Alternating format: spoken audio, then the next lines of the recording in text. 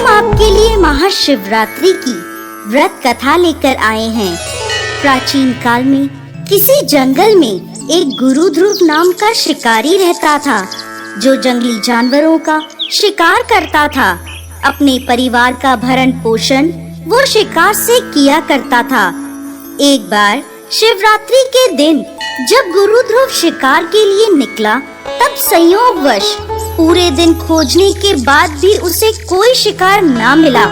इस प्रकार दिन भर भूखे प्यासे शिकारी का शिवरात्रि का व्रत हो गया। उसके बच्चे, पत्नी एवं माता पिता को भूखा रहना पड़ेगा, इस बात से वो चिंतित था। सूर्यास्त होने पर वो एक जलाशय के समीप गया और वहाँ एक घाट के किनारे पेड़ पर थोड़ा सा पीने के लिए पानी लेकर चढ़ गया, क्योंकि उसे पूरी उम्मीद थी कि कोई न कोई जानवर अपनी प्यास बुझाने के लिए वहाँ जरूर आएगा।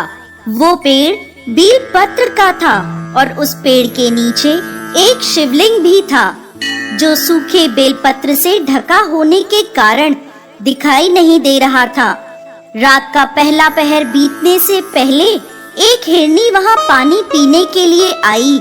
उसे देखते ही शिकारी ने अपने धनुष पर बाण साधा। ऐसा करने से उसके हाथ के धक्के से कुछ पत्ते और जल की कुछ बूंदें नीचे शिवलिंग पर गिर गईं और अनजाने में शिकारी के पहले पहर की पूजा हो गई।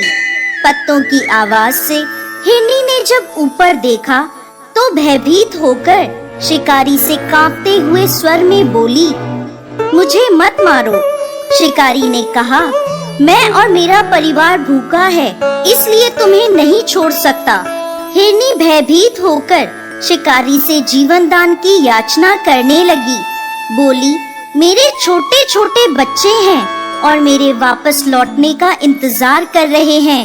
मैं उन्हें अपने पति को सौंप आऊं, फिर तुम मुझे मार देना। मुझे बस इतना समय दे दो। झूठ नहीं बोल रही, तुम मुझ पर विश्वास करो। मैं शीघ्र ही लौट आऊंगी।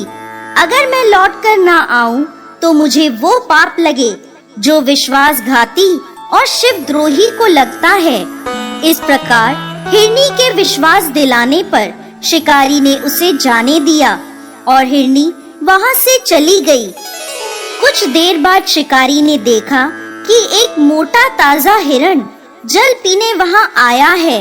उसने फिर से अपने धनुष पर बाण चढ़ाया और फिर से कुछ जल और बेलपत्र शिवलिंग पर चढ़ गए। इस प्रकार शिकारी की दूसरे पहर की पूजा भी हो गई। धनुष पर बाण चढ़ा देख हिरण ने पूछा, ये तुम क्या कर रहे हो? मैं घर पर अपने बच्चों को छोड़कर आया हूँ। मुझे इतना समय दे दो कि मैं अपने बच्चों को धैर्य देकर शीघ्र लौट आऊं। तुम मुझ पर विश्वास रखो। शिकारी ने हिरण को जाने दिया। हिरण जल पीकर वहाँ से चला गया। अब दोनों हिरण घर जाकर जब इकट्ठे हुए तो अपना अपना वृत्तांत एक दूसरे को सुनाते हुए बोले, हमें जल्द ही शिकारी के पास लौटना है। अपने बच्चों को धैर्य देकर जब वो चलने को तैयार हुए, सबसे पहले हिरनी बोली, मैं शिकारी के पास जाऊंगी और आप मेरे बच्चों का ख्याल रखना। हिरनी की बात सुनकर हिरण बोला, माँ के बिना बच्चों को कोई नहीं संभाल सकता। तुम यहीं रहो, मैं शिकारी के पास जाऊंगा। तब हिरनी बोली, पति के बिना पत्नी का कैसा जीवन? आपकी मृत्यु के बाद मैं कैसे जीवित रहूंगी? मैं वहाँ अवश्य जाऊंगी। और वह दोनों बच्चों को समझाकर चल पड़े।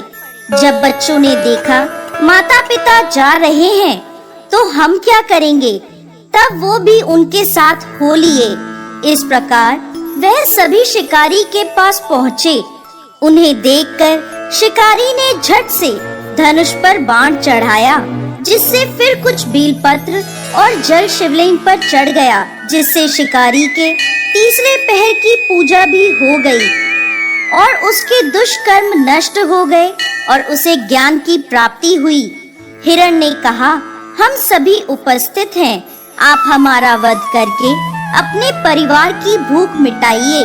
तब भगवान शंकर की कृपा से प्राप्त ज्ञान द्वारा शिकारी सोचने लगा, मुझसे तो यह अज्ञानी पशु ही धन्य हैं, जो कि परोपकार परायण होकर अपना शरीर दे रहे हैं, और मैं मनुष्य जन्म पाकर भी हत्यारा बन चुका हूँ। ये सोचकर शिकारी बोला, तुम सभी धन्य हो, तुम्हारा जीवन सफल है।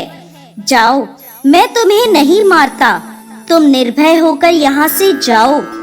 शिकारी के ऐसा कहते ही स्वयं भोलेनाथ वहाँ प्रकट हुए और बोले, मैं तुमसे प्रसन्न हूँ, मन चाहा वर मांगो। ये सुनकर शिकारी भगवान के चरणों में गिर पड़ा। आंखों से आंसू बहने लगे। भगवान शंकर ने उसे सुख समृद्धि का वरदान देकर गुरु नाम प्रदान किया। दोस्तों, ये वही गुरु था जिसके साथ भगवान श्री राम ने मित्रता करी थी। तो दोस्तों, कैसी लगी आपको आज की हमारी महाशिवरात्रि व्रत की कहानी? हमें कमेंट बॉक्स में लिखकर जरूर भेजिएगा और साथ ही साथ हमारे इस चैनल को सब्सक्राइब जरूर करें।